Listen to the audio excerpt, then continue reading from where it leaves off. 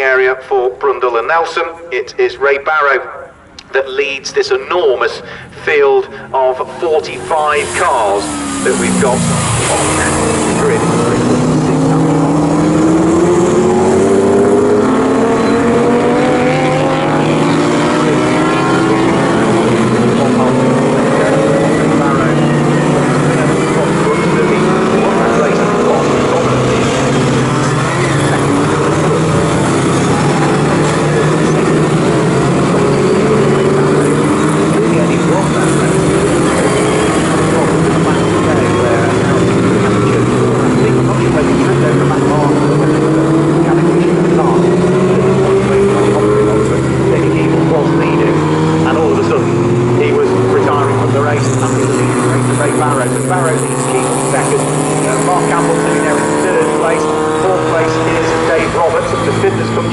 Now he's managed to get the little Triumph, the smoky looking Triumph up and ahead of John Muirhead's little Lotus 7. So that is 5th place for Ellison, 6th place for John Muirhead. John Crayston's there in 7th place. David MacDonald is in 8th place. Ian Everett at the wheel of the Turners in 9th position. And completing the top 10 is car number 16, which is Ian Staines. Ian Staines was 10th on the grid as well. So onto the infield section of the Snetterton 300. The front runners sweep their way. Ray Barrow looking to try and see what he can do, but the technical part of the circuit, that really plays into the hands of Jamie Keevil, so he was right on the coattails of the race leader as they came out of Agostini that time through, and it's also allowing Mark Campbell to begin to close in a straight line. Of course, Ray Barrow has the grunt, has the power, and he's able to start to pull the gap away again from the far more nimble and lighter cars that sit behind. Jamie Keevil almost getting the overlap coming out of Oggies, couldn't quite get the nose of the Lotus up the inside, would have mattered not anyway had he have done so, because Ray Barrow is always going to rocket away again when they get onto the Bentley straight, which is exactly what they're doing now.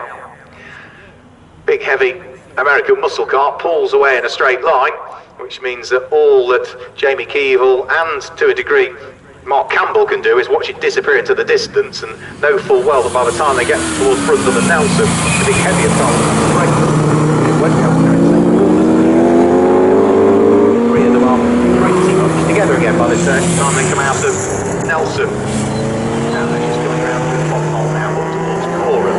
They will be all together, and now Jamie Keevil will lead the race give the inside line for Murray, so I think he's going to make it stick. Jamie Keevil will be floating around the outside of takes up the lead of the race, and Mark Campbell is going to try and dive through his seat now. He thinks better of it as they come in towards Murray's.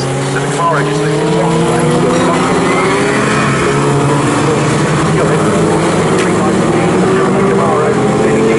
Over his left-hand shoulder, through comes Ray Barrow, takes the place back away again, but of course has the dive on the way, certainly for Richie's corner.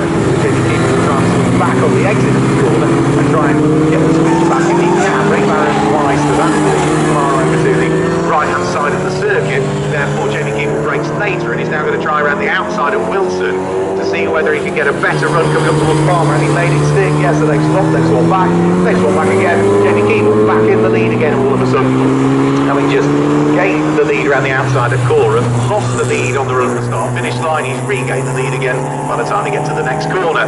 Ray Barrow, as long as he sticks with it through the infield section, might be able to utilise the power again as they go along the Bentley straight next time. We'll wait and see.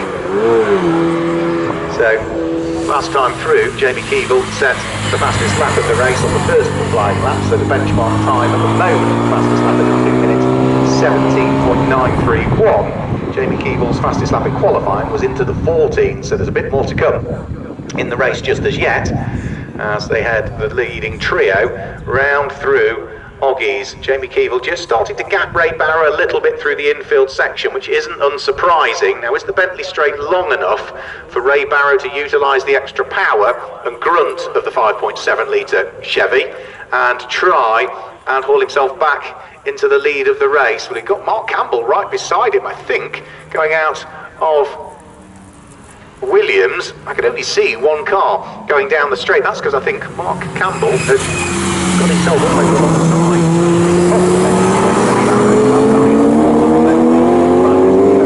Behind him, together coming out of the corner.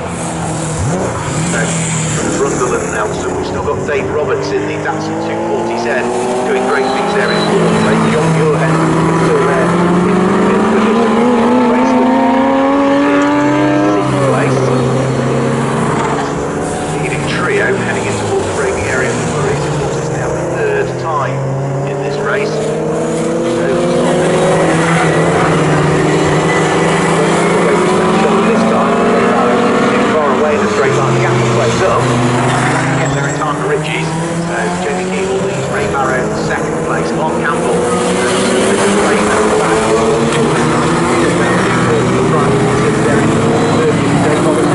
John Muirhead, 7 Series 2. John Crayston also in 6th place under pressure from Dave McDonald. The trying to work his way through. He's got the inside line. Can he squeeze through? Yes, he can. John Crayston left the door open, and that was all that Dave McDonald needed. Final DR6 through and ahead of the Elan S4. Job done. Up to 5th. 6th one we go. Dave McDonald down to 6th. Crayston still with Ian Everett at the wheel of the ex-Charles Marriott. I'm sure it is Turner sitting there in 8th position. Stephen Pickering's picked up a few people in the Talbot Sunbeam. The number 6 car sitting 18th on the grid. Now in the 9th position. And the Estate leads the top 10 the way things currently stand. One car that we did lose very early on was John Ellison's car, number 167, which has gone missing somewhere out on circuit. The yellow Triumph did look a little bit smoky and retired not long after that. So perhaps suggesting that all is not well, but to be fair, John Ellison's car usually has a little puff of smoke on the down change anyway. And that car went missing, having just completed one lap, went missing on the second lap of the race. Jamie Keeble, so he was right out in front and leading for a huge amount of time.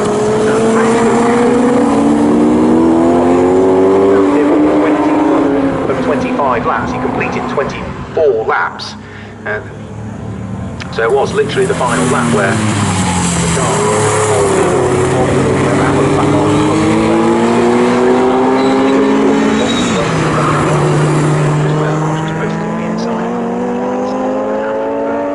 he'll be desperate to try and bounce back, Jamie, from disappointment in Hampshire. A virtual podium, because there are no podiums at all at the moment. And he's going the right way about it, because that lap is another new fastest lap of the race for Jamie Keeble. 2 minutes 15.377 seconds between himself and Ray Barrow, who's got 1 3/4 seconds between himself and Mark Campbell. Best of the fights at the moment is still for 4th and 5th place. John Muirhead is not giving up, and his aspiration is to ride the big road.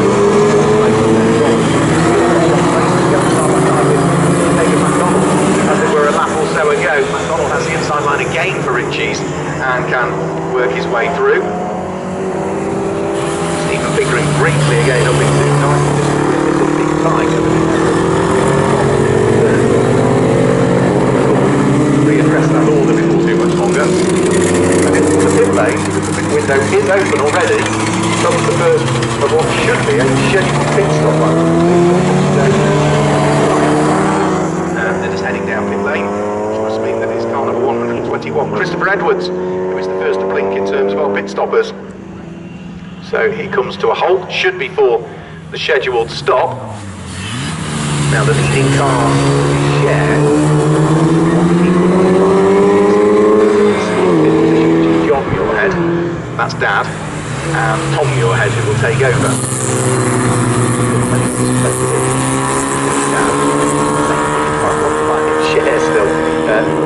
John is a very experienced racer as well, has been racing a very good number of years within the Classic Sports Car Club as well, former marketing manager for Aston Martin.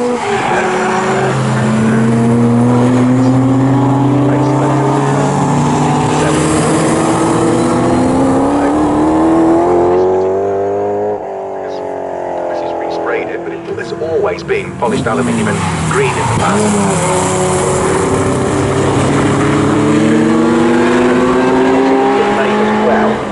My neck to see who it is.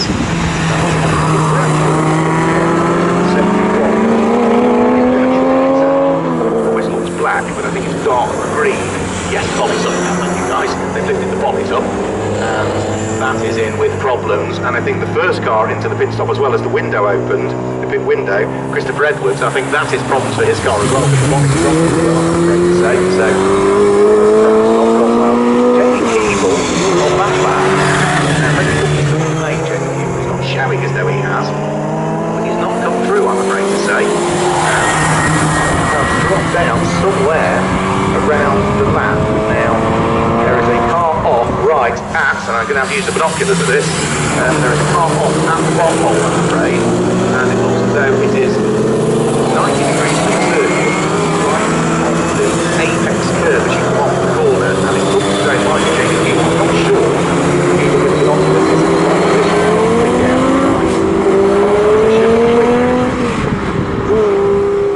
scan of that area is not revealing anything, no, because it's obscured behind the grandstand, I think, so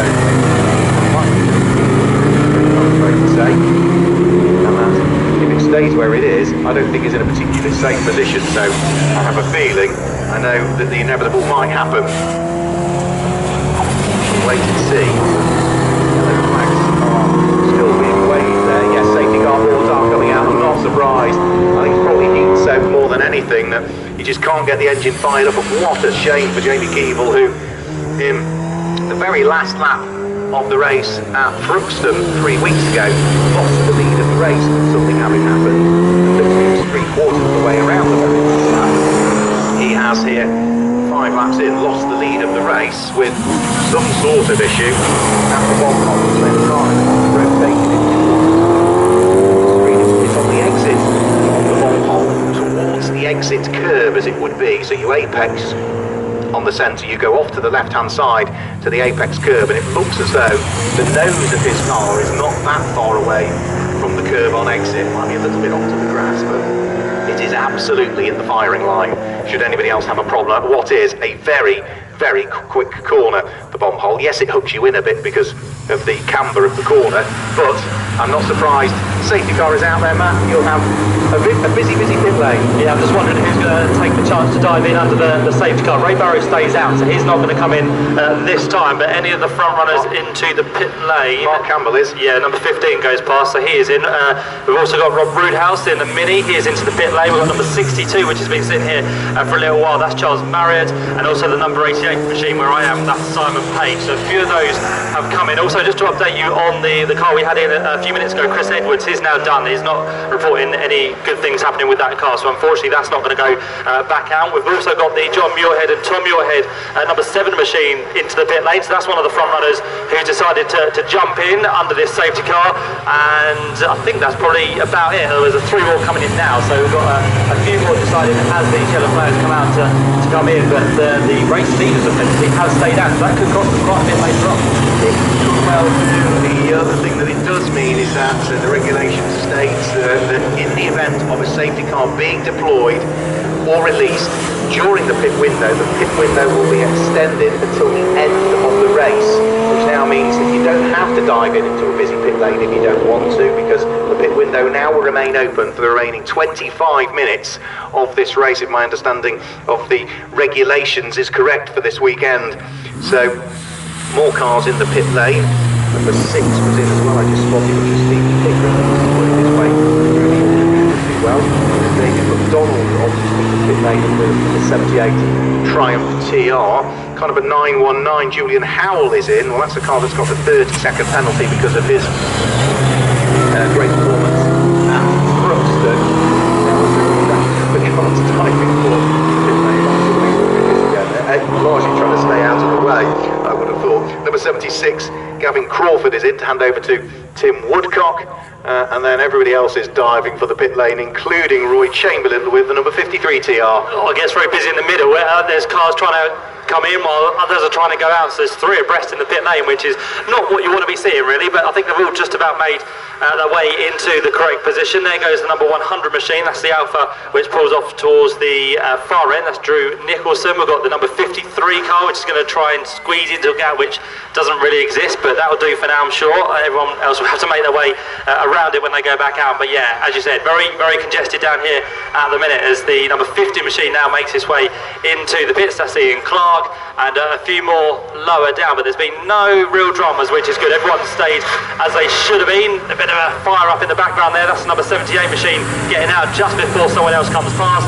and now the number 53 machine can find itself a nice space in the pit lane, which is good. But still no Ray Barrow to come in the Camaro. He's still out there on circuit at the minute, so we'll wait to see for him, but we'll carry on for now.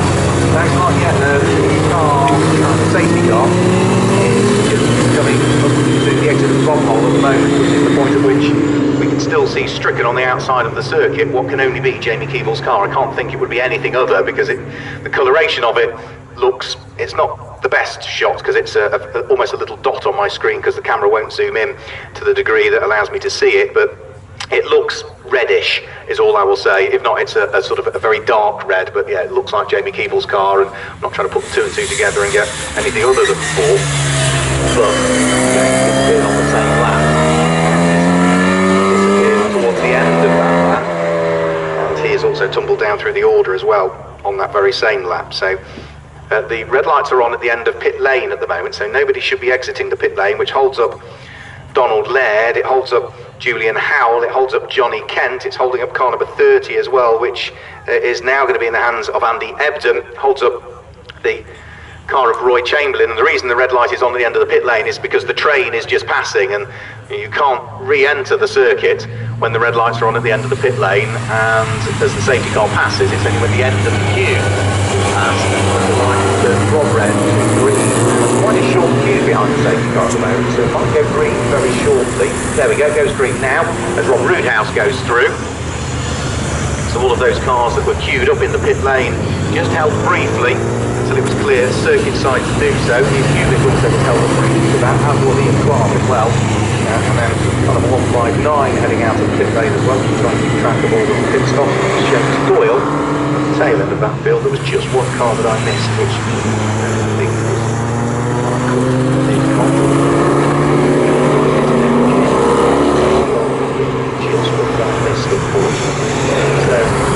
Ray Barrow. He's still sitting behind the safety car at the moment, as is Dave Roberts, who is in second position, and number 18 Ian Everett, who is there in third place. Ian Staines is in fourth place, that's number 16, so 97 Ray Barrow leads, 74 Dave Roberts second, 18 Ian Everett in the turn of third. Ian Staines is fourth at the moment. Fifth is going to be car number 148 as things stand, which is Christopher Rowlands, will be there in fifth position, and sixth place will be car number 79, which is going to be the car that's shared between the Frasers, which is going to be Ian and John Fraser. Now, none of those have pitted as yet. The leading car that has pitted on the timing screen is showing as being Mark Campbell as things stand. The number 15 car running in seventh position, and this pit stop has played beautifully into the hands of both him, of Tom Muirhead at the wheel now of the number 7 Lotus 7, and to John Crayston as well, you could argue, because Ray Barrow, sitting behind the safety car, is not able to build up an advantage, and that is exactly what he needed to do in reality, because he knows he's got 30 seconds to overcome. Now, on the basis of that all of his advantage has now diminished to not a great deal, and on the basis that the pit window will now remain open until the end of the race, Ray Barrow may be well advised just to not worry about pitting at the moment, sit behind the safety car. When the lights go out, get your foot down, try and build as big a margin as you possibly can in the remaining time that exists, and with the cars that have pitted caught up in traffic amongst the crocodile, so Mark Campbell and Tom Muirhead and John Crayston and David MacDonald and Stephen Pickering, all of which have got to fight their way through cars that are ahead of them in the crocodile behind the safety car. That's going to cost some time, and you might just have a clear track to maybe open up the advantage that you need. As for the recovery of Triton Lotus, I think that it is a little more thin, I'm afraid. I don't think any of his doing, essentially, offering it some sort of, well, they are pushing the car onto the platform. I wonder if it might be an issue with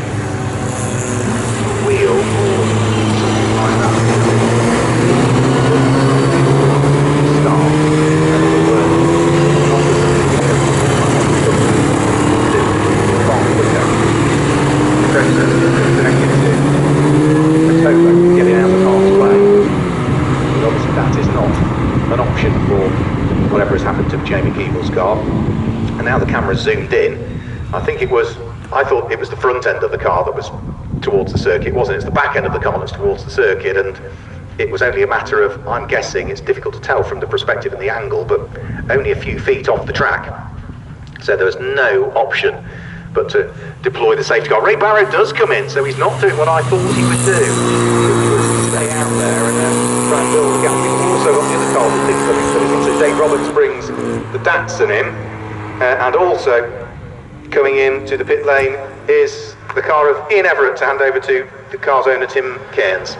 I was thinking the same as you, Mark, kind of stay out there behind the safety car for Ray Barrow and then try and build a gap with all that traffic in between him. But he's gone for the other option of coming in now and trying to work his way through with enough time to do so later on in the race. So we'll see where he comes back out. But Ray Barrow has decided to come in. I think mainly the rest of the fields who haven't done that stop are now going to come in just before the safety car comes to an end. So the 148 machine of Richard Rowland is going to hand that one over to Alan Hassel. And you mentioned as well the number 74 Datsun is in. Also, that's going to be the car of Dave Roberts. He could be in a fairly strong position towards the end of the race. So that one is also in, and it looks like I can see Mickey Cairns there. So that must mean Tim Cairns is about to jump into the Ian Everett car, number 18. So that's another one who is having its pit stop right now. Yeah, you can do me a favour on that one. I've been saying I think it's the ex-Charles Marriott car. If you could maybe ask Vicky at some point just to clarify that.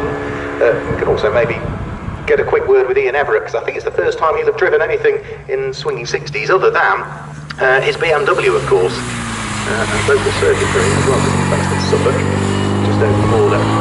So 16 and a half minutes of the race to go. The lead of the race will now go the way of the only car that hasn't stopped, which is car number 16, Ian Staines, has not stopped as yet, albeit surely he'll be coming in, because if you're losing time hand over fist, the last lap behind the safety car for him was a 4-minute lap. So that is going to cost him a great deal of time. As for recovery, well, it's just leaving the scene now. So Jenny Keeble's car is on the back of the MSV flatbed recovery, and just goes to show how small a little Lotus is, because it looks like you could get about 3 of those on the back of the flatbed recovery unit, and it will work its way from the outside of the circuit once it's given clearance from race control to the inside of the circuit, and from there will be hopefully out of harm's way. The 2.5 minutes for Ray Barrow are nearly up. He needs to get out onto the pit lane before the lights turn red, which he will do. So Ray Barrow rejoins, and will rejoin 13th position, but more importantly on the lead lap for Ray Barrow. So where is the safety car currently? It will be heading down the Bentley Straight and in towards Brundle and Nelson. There it goes now. I can just see it heading underneath the vehicle bridge. So Ray Barrow has got time to try and close the gap to it. Whether it will be a fully formed crocodile by the time we get the race underway, I'm not sure. Ray Barrow is the way he's got a lot of cars trying to pick his way through the patch.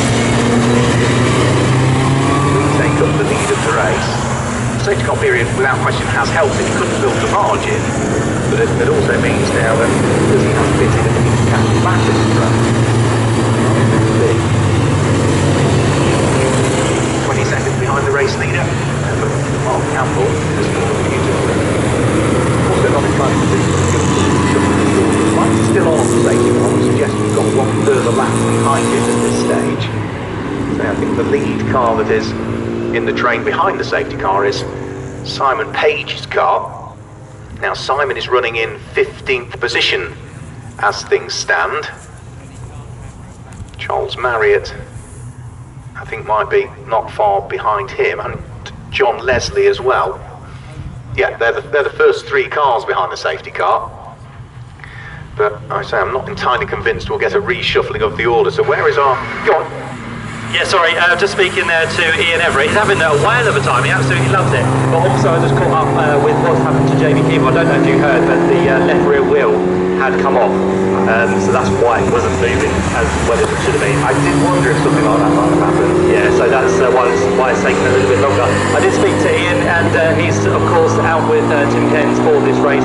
He's out due to lack of funding in terms of racing his BMW, so Tim was very kind enough to say, yeah, come and drive with me, have a go in the Turner, and he's absolutely loved it. He's smiling like miraculously though, he can't believe how well he's going.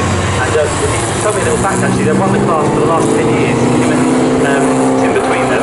Tim's won it 8 and Ian's won it 2 times, so it'll be nice if they can do it together in this Turner. But you were right, Mark, that's the ex-Charles Marriott car as well, so very happy people out there at the minute, and Ian's loving it, and he would hope to do a few more this season if he gets asked back. I'm sure he will, because he's done a sterling job. And I did ask him as well about how is it compared to the BMW. He said it's 400 kilos lighter, so it's very, very nippy, very quick out the corners. It's not what he's used to, so yeah, he likes it very much.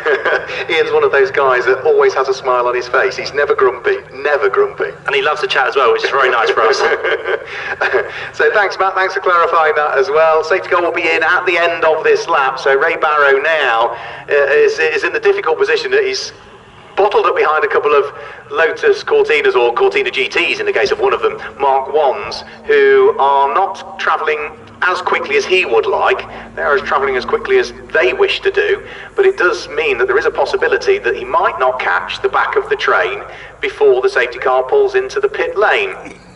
So where is Mark Campbell in this queue of cars behind the safety car? He is just coming through Hamilton now, so he's probably about the 15th or 20th car in the queue, Mark Campbell, because he will now take up the lead of the race, because the sole car that hadn't pitted, Ian Staines, has just done so, the number 16 midget. So Mark Campbell will be leading the race, number 15, the light blue Triumph TR4. Second in the race will be number 7, which is the Lotus 7 of Tom Muirhead. Third will be 67, which is John Crayston's Lotus Elan. Fourth will be the Triumph TR number 78 of David MacDonald, that's the TR6. Fifth will be number 6, which is the Big Tiger of Stephen Pickering. Seventh will be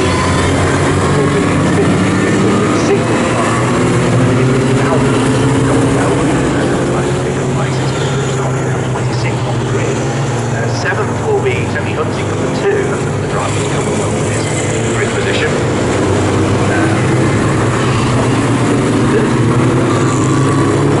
Dave Roberts in the late pit stopping Datsun is now 8th, number 74. 9th in the fairly late pit stopping Turner is number 18, Ken, and 10th is going to be car number 148, which is going to be the Lotus 14 GT of Alan Hassel, and that is the car that is trying to sort of be ushered along by Ray Barrow, who is second in the race. So we get the race back underway. Through go 1, 2, 3, 4, 5, 6, 7, 8, 9, 10, 11, 12, 15, 16 cars before we get Mark Campbell, who does the sensible thing again. You cannot overtake on a safety car restart until you reach the start-finish line. And Mark Campbell is desperate to get on with it, absolutely desperate to get on with it, but he understands the regulations, and he sat firmly alongside the Austin A40 Verena on Tom Woodcock, but just behind him as soon as he got to the start-finish line, he put his foot down.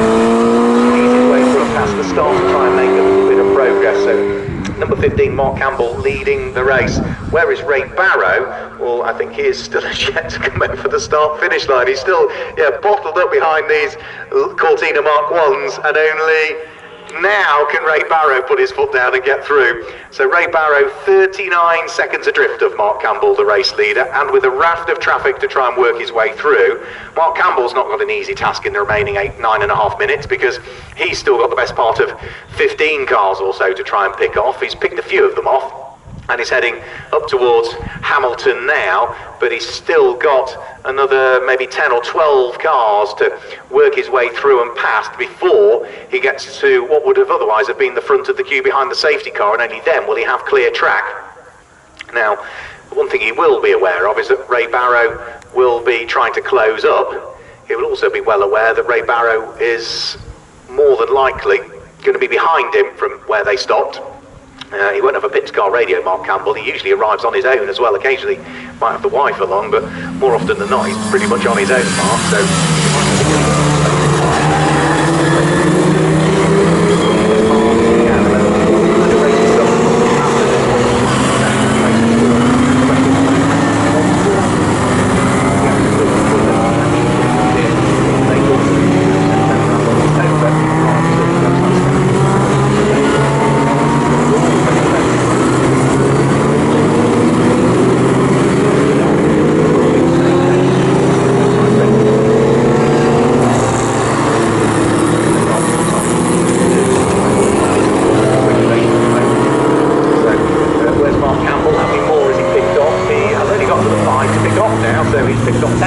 because the lady came as well last time through. So there goes to 15.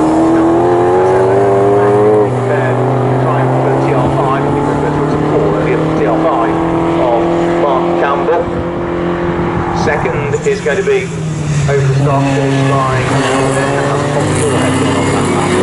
Now, so it's now Steve Pickering in the Sunbeam Tiger that's up to second place. Up to third is 67 John Priest, and up to fourth has gone 78, which is David MacDonald, and down to fifth, losing 3 places, has gone Tom